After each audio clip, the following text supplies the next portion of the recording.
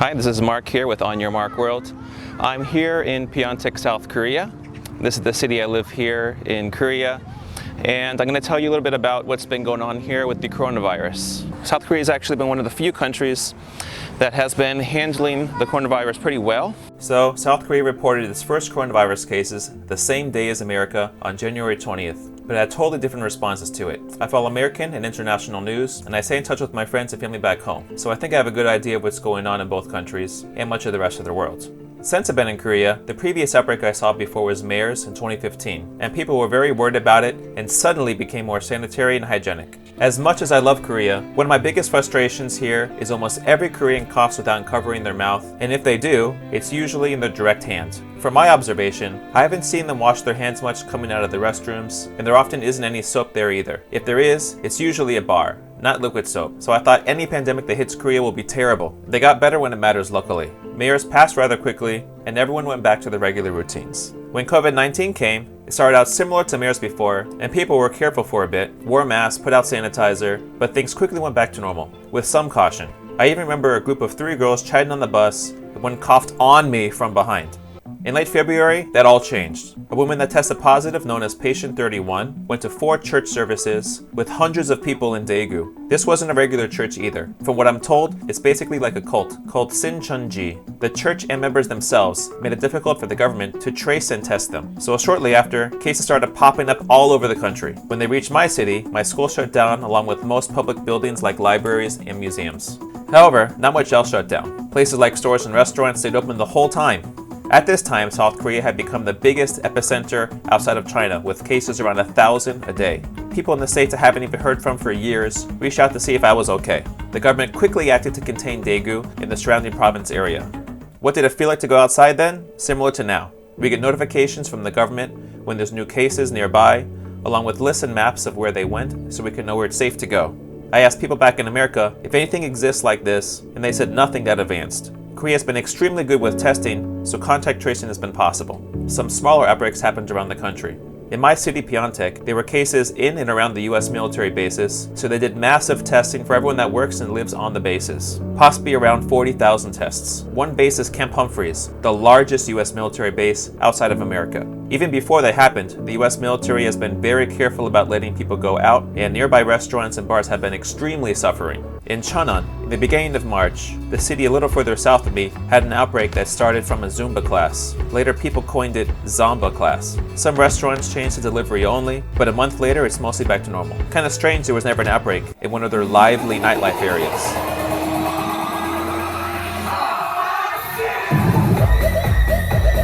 That brings me to Seoul, the nation's capital, with about half of Korea's 50 million in population. Up until recently, there hasn't been any major outbreaks, just small cluster infections.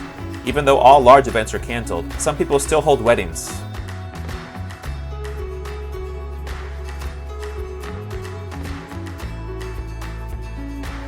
About a week ago, one patient went to several bars and clubs in the international neighborhood of Itaewon that at this point is directly linked to around 200 new cases, bringing the country's total to just over 11,000 cases. That's small compared to some other countries, but definitely notable here since cases have been hovering around 10 or even 0 for weeks before. However, a day or so after, this is what's going on in Hongdae, another popular nightlife area in the city. They may have closed down bars and clubs within the city now, or have to comply with safety regulations. The government has adjusted levels of social distancing. From the beginning, flights to Wuhan were cut off, although some people think it was too late. They put signs and posters up and made public announcements in Korean and sometimes English about important hygiene. They finally told people to cough in their shoulder while not wearing a mask, something I've been trying to get my students to do for years, but I still haven't seen anyone do it, or even cover it all sometimes. Here, people should wash their hands for 30, not 20 seconds, and most people are actually doing it now. I actually saw a man walk out of the restroom, think for a second, then go back and wash his hands. Gyms stayed open, but for a while had restricted times and closed classes. I went sometimes, but not when it's crowded. Transit has continued running throughout the country, even Daegu. At first it was quiet when people didn't go out, but now it's looking back to normal and sometimes packed. People have been good about wearing masks and using sanitizer on subways and buses.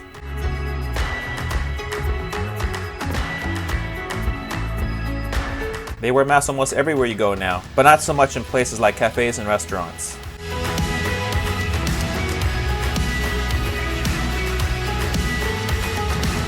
Malls sometimes require you to wear masks when you come in.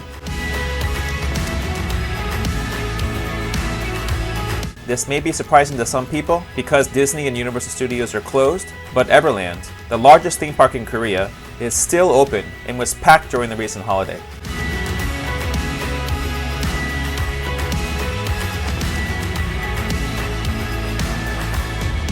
They did require people to wear masks when they go on rides and check temperatures when people entered.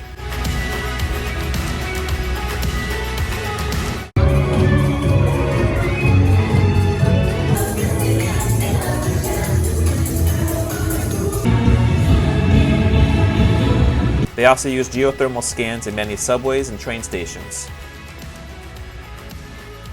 Like always, some people don't wear masks and aren't as careful, especially in some entertainment areas.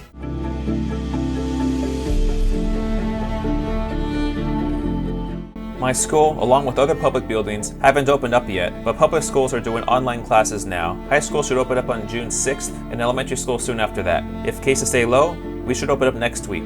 Libraries have recently reopened, but they took out all the chairs so people can't stay long. As for economics, of course Korea, like the rest of the world, has taken a major hit. The government made stimulus packages too. People are also able to receive money, but unfortunately not foreigners, without a real reason why. I read it's because it's unclear what various jobs they have, but I heard the majority of Koreans think it's already too much that they're paying for their free treatment. This has also made it difficult for foreigners to stay here without a steady job or on vacation, so some people could face deportation. Luckily, I got full pay the first month, but lost all my vacation days for the rest of the year. After that, we got 70%, which I think public school teachers did too. Every person entering the country now has to do a 2-week quarantine, either at their home or at a government-approved hotel at their own expense. Those that violate that quarantine will have to wear tracking wristbands or stay at a government facility because there was a rise of imported cases before when people left their cell phones at home and went out. Over 90% of the imported cases were Korean nationals. I was so surprised to see the panic buying around the world. Here, there was never a shortage of anything. People might have bought a little bit more at first, but not enough to clear shelves. That's possibly because of all the supermarkets and convenience stores around. And it's always easier to find what you need and order online. Harder for foreigners to order online because most of the apps are in Korean. Most days, I stay home, walk around locally, spend time with my girlfriend, and edit videos. So we'll hopefully have some more coming out soon that will be before the virus. That'll include Korea,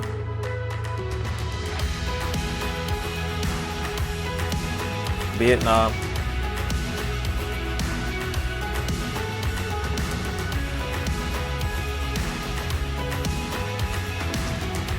Thailand,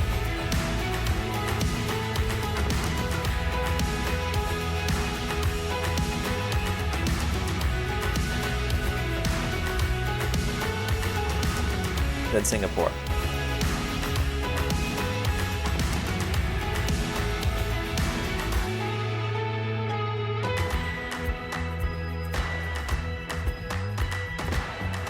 I'm also thinking of doing more frequent videos on another channel about what it's like living in South Korea in my pursuits to become a digital nomad. It can include the online businesses I've been researching, real estate, city planning, relationships, teaching, learning Korean, and more.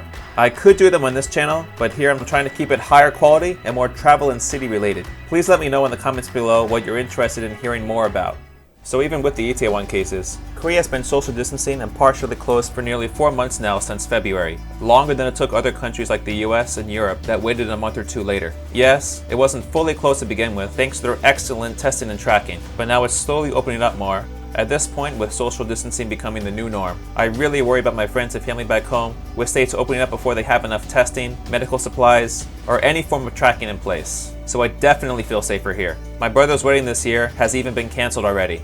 So, until a vaccine is out, please try to stay home and safe, get exercise, eat well, and comment down below where you are and how you and your country have been handling this crisis, or if you have any questions. Not all the pictures and videos here are mine, so thank you to who sent them in. This has been On Your Mark World. Please remember to like and subscribe for all the upcoming videos about cities around the world.